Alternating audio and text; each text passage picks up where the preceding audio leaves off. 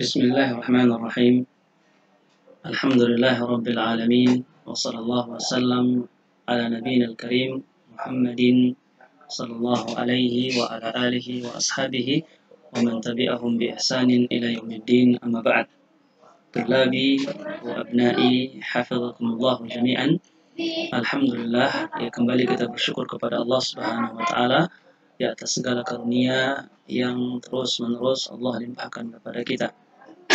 Lebih ya apa yang Allah berikan kepada kita di pagi yang barokah ini, kita bisa berkumpul ya duduk untuk melakukan ketaatan kepada Allah Subhanahu wa taala. Dan ini kenikmatan di atas kenikmatan. Ya semoga Allah Subhanahu wa taala terus memelihara kita, menjaga kita ya, sehingga kita bisa terus memanfaatkan waktu kita untuk berada di atas ya, ketaatan dan ibadah kepada Allah Subhanahu wa taala. Terlebih dia berada di atas jalan ilmu. Karena dengan ilmu ya kita bisa mengetahui kebaikan dan keburukan. Dengan ilmu juga kita bisa mengetahui apa yang seharusnya kita lakukan. Ya, di atas dunia ini untuk akhirat kita. Tullabi wa abna'i hafizakumullah jami'an. Alhamdulillah ya kita masih berada di bab yang berkaitan dengan muamalah kita dengan Al-Quranul Karim. Adab ketika membaca Al-Quran, adab ketika belajar Al-Quran ya, dan hal-hal yang berkaitan dengannya. Kita sudah ya sampai pada adab yang ke-12. Yaqulu Asy-Syaikh hafizahullah taala al-adab ats-tsani 'asyar istihbab tartil al-Qur'an wa karahiyati as-sur'ati. Istihbab tartil al-Qur'ani wa karahiyati as-sur'ati al-mufridati fi tilawah.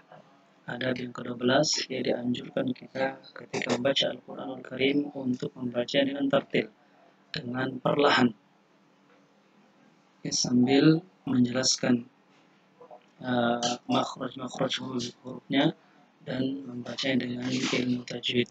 Wa karahiyatu as-sur'atil mufridati fi tilawah, dan dimakruhkan, dibenci ya, tidak diperkenankan dalam membaca Al-Quran itu dengan cara yang cepat ya, sampai huruf-huruf tak jelas terdengar atau sampai ia melanggar ilmu tajwid. أمر المولى عز وجل بترتيل كتابه فقال عز من قائل. Ya, dalam Al-Quran Al-Karim Allah Subhanahu wa taala memerintahkan kepada kita di setiap kita membaca Al-Quran untuk membacanya secara perlahan. Qala ta'ala warattilil Qur'ana tartila. Ya, bacalah Al-Quran itu dengan cara tartil, dengan cara perlahan. Apa itu tartil? Wa tartilu fil qira'ati at-tarassul fiha wa tabyinu min ghairi baghin. Bacaan tartil atau yang dimaksud dengan tartil dalam bacaan Quran yang itu kita diperintahkan yaitu at-tarassulu fiha, yaitu perlahan-lahan ketika membacanya.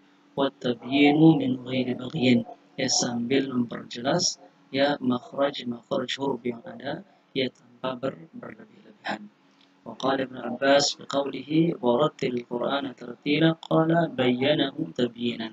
Ibnu Abbas radhiyallahu ta'ala mengatakan warattil Qur'ana di sini tartil, membaca Al-Quran secara tartil maksudnya adalah bayyanahu tabyinan, dengan memperjelas ya huruf-huruf yang ada, mengeluarkannya dari jalan keluarnya masing-masing.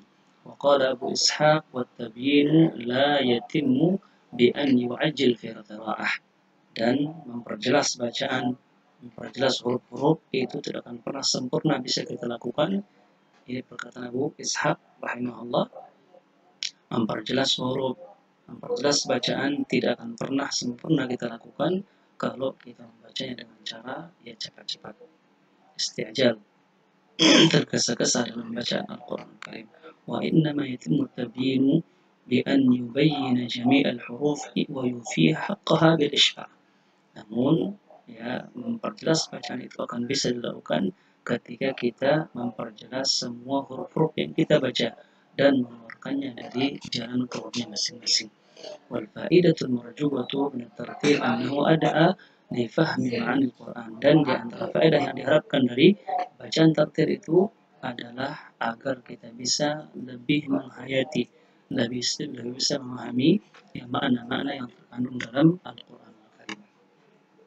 Waqad kariha katsirun min as-salaf min as-sahabah, dan banyak sekali para ulama salaf dari kalangan para sahabat Nabi kita SAW dan generasi setelah mereka, tabi'in dan tabi'in, itu banyak yang membenci al-ajalatul mufratata fi tilawatil Quran, bacaan yang cepat-cepat, bacaan yang tergesa-gesa dalam membaca Al-Quran Al-Karim.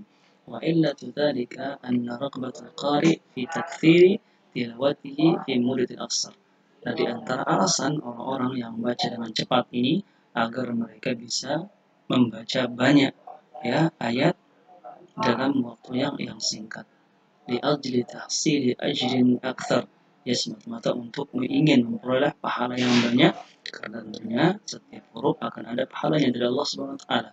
Keinginan untuk mendapat pahala yang besar, namun luput dari mereka maslahatul akbar, maslahat yang lebih besar dari itu. Apa itu? Wahya tadabbur ayatil Quran.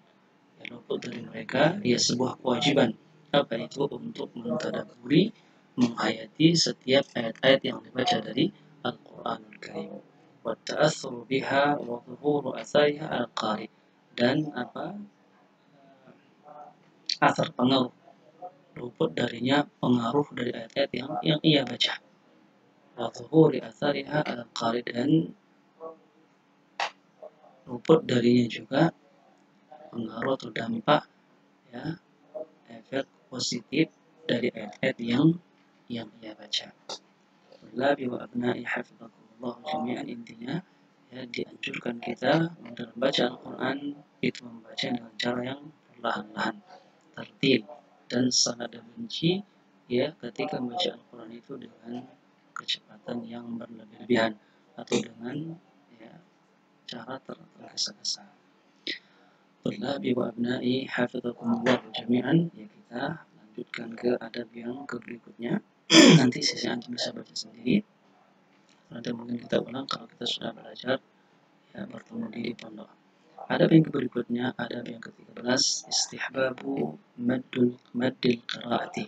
Dianjurkan dalam membaca Al-Quran itu untuk membacanya menggunakan mad yang ada atau sambil memperhatikan tanda panjang. Wa hadza tsabitun an Rasulina alaihi salatu wassalam, dan bacaan seperti ini tsabit, telah datang telah dicontohkan oleh Nabi kita Muhammad SAW. Su'ila Anas radhiyallahu anhu, pernah suatu ketika Anas bin Malik, beliau ini pembantu Nabi kita Muhammad SAW, orang yang bisa dikatakan kebanyakan waktunya bersama Nabi kita Muhammad SAW. Beliau pernah ditanya tentang kaifa kanat qira'atun Nabi SAW, bagaimana dahulu sifat cara bacaan Nabi kita Muhammad SAW ketika membaca Al-Quran. Faqala kun kanat maddan, dahulu bacaan beliau itu memperhatikan tanda panjang menggunakan mad. Thumma qara'a, kemudian beliau memberikan contoh, thumma qara'a bismillahirrahmanirrahim. Ketika membaca Al-Quran, ketika membaca basmalah, muddu bismillah. Beliau atau Nabi kita Muhammad SAW memanjangkan di bismillahi, wa yamuddu birrahman, dan memanjangkan di ar-rahmani, wa yamuddu birrahim, di bismillahirrahmanirrahim. Itu adab yang ke-13. Adab yang ke-14, istihbabu tahsin as-sawti bil qira'ati wan nahyu anil qira'ati bil alhan, tersambung bil alhanil muttalibah. Adab yang ke-15, dianjurkan ketika membaca Al-Quran itu agar kita memperbagus bacaan kita, memperbagus suara kita. Wan nahyu anil qira'ati bil alhan, dan kita dilarang ketika membaca Al-Quran itu dengan menggunakan irama-irama yang berlebih-lebihan.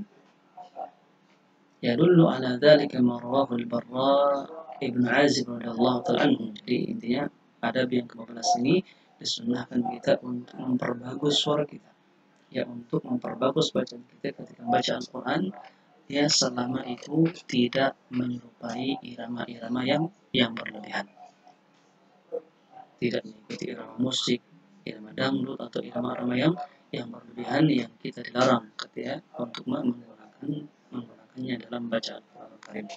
Adapun dalilnya ya dari sahabat yang mulia Bara ibn Azib radhiyallahu taala anhu annahu qala sami'tu Rasulullah sallallahu alaihi wasallam yaqra.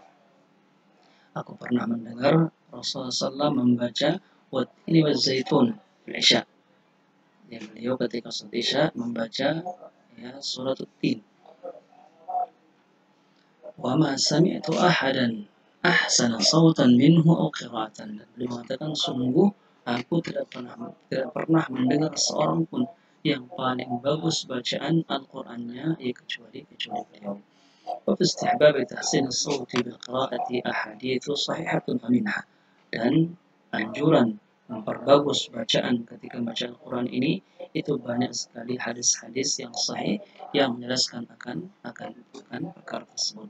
Di antaranya ya sabda Nabi kita Muhammad SAW, lam ya'dhanillahu li syai'in ma adina lin-nabiyyin an yataghanna bil Quran. Allah SWT tidak pernah memberikan izin untuk sesuatu ya sebagaimana ia izinkan Nabi kita Muhammad SAW untuk memperbagus suaranya atau bacaannya ketika membaca Al-Quran Al-Karim. Itu juga hadis yang lain ya sebagaimana sabda Nabi kita Muhammad SAW yang lainnya, laisa minna man lam yataghanna bil Quran, ya tidak termasuk golongan kami orang-orang yang tidak memperbagus bacaannya ketika membaca Al-Quran Al-Karim. Begitu juga hadis yang lain, Nabi kita bersabda SAW, zayyinu aswatakum bil Quran, hiasilah ya suara-suara kalian ketika membaca Al-Quran Al-Karim. Jadi disunahkan kita membaca Al-Quran dengan cara yang bagus ya selama tidak mengikuti irama-irama yang diharamkan oleh Allah Subhanahu wa taala, seperti mengikuti irama musik. Ya, musik ini diharamkan oleh Allah Subhanahu wa taala dan mengikutinya ketika membaca Al-Quran ini juga tidak diperkenankan, baik itu irama dangdut atau yang semisalnya. Tullabi wa abna'i hafizakumullah jami'an. Kemudian adab yang berikutnya, adab yang ke-15, al-buka'u 'inda tilawatil Qur'ani wa sama'ihi. Ya, dianjurkan kita untuk menangis ketika membaca Al-Quran Al-Karim atau ketika mendengar bacaan orang yang sedang membaca Al-Quran Al-Karim. Wakil al-amrayn ja'at bi sunnah, dan kedua perkara ini telah datang hadis sunnah Nabi kita Muhammad SAW yang menjelaskannya. Apa itu? Menangis ketika membaca Al-Quran ataupun menangis ketika mendengar bacaan orang yang sedang membaca Al-Quran Al-Karim. Al-awwalu ma rawahu Abdullah bin Sakhir. Adapun perkara pertama, menangis ketika membaca Al-Quran, ini dalilnya dari sahabat Abdullah bin Sakhir radhiyallahu anhu annahu qala, ya Nabi kita bersabda sallallahu atau beliau berkata, ataitu Nabi sallallahu alaihi wasallam wa salli. Aku pernah mendatangi Nabi kita Muhammad SAW yang ketika itu beliau sedang salat. Wali jawfi azizun ka azizal mirjal, dan aku mendengar ya suara tangisan beliau itu bagaikan ya suara air yang mendidih. Yakni yabki, yaitu sedang menangis. Qala Abdullah bin Shaddad, sami'tu nasyija Umar wa ana fi akhir sufuf. Dan kadzalika Abdullah bin Shaddad mengatakan, aku pernah mendengar tangisan Umar bin Khattab radhiyallahu taala anhu ketika itu sedang salat, padahal aku berada di saf yang terakhir. Yaqra innama ashku bathi wa huzni ila Allah, ketika membaca ayat innama ashku bathi wa huzni ila Allah. Wathani, adapun perkara yang kedua, menangis ketika mendengar bacaan orang dalam bacaan Al-Quran Karim. Marwah Ibn Mas'ud radhiyallahu anhu qala lin Nabi sallallahu alaihi wasallam iqra alayya. Dahulu pernah Nabi kita berkata kepada Abdullah bin Mas'ud, ya Abdullah, bacakan untuk Al-Quran. Qultu ya Rasulullah, aqra alayka al-Quran wa alayka unzil. Aku harus membacakan untuk Al-Quran, sedangkan Al-Quran turun kepadamu. Qala na'am. Beliau berkata, Rasulullah berkata, na'am, ya. Faqara'tu surat An-Nisa, maka aku pun membacakan untuk beliau yang surat An-Nisa, hatta ataitu ala hadhil ayah, ya sampai ketika aku sampai di ayat فَكَيْفَ إِذَا جِئْنَا مِنْ كُلِّ أُمَّةٍ بِشَهِيدٍ وَجِئْنَا بِكَ عَلَى هَؤُلَاءِ شَهِيدًا قَالَ حَسْبُكَ الْآنَ. Beliau menyetapku, beliau memperhatikanku dan mengatakan hasbuka al-an, cukup. Faltafattu ilaihi Fa'idha ainahu tadhifan, dan ketika aku menoleh kepada beliau, aku menemukan kedua mata beliau berlinang air mata. Tulabi wa abna'i hafizakumullahu jami'an. Jadi ini dua perkara yang dianjurkan dalam membaca Al-Quran Al-Karim. Apa itu? Menangis ketika membaca dan menangis ketika mendengar bacaan orang, ya, ketika membaca Al-Quran Al-Karim. Bahkan dalam sebuah riwayat dikatakan fima ma'nahu idza qara'ta al-Qur'ana fatabaku. Jika engkau membaca Al-Quran maka menangislah. Wa illam tastati' fatabaku. Jika kalian tidak mampu, ya maka buatlah tangisan mereka. Buatlah tangisan kalian. Tulabi wa abna'i hafizakumullahu jami'an. Ini yang bisa kita sampaikan pada pertemuan kali ini. Ya, semoga ada manfaatnya dan kita akan lanjutkan kembali pada pertemuan yang akan datang. Insyaallah taala.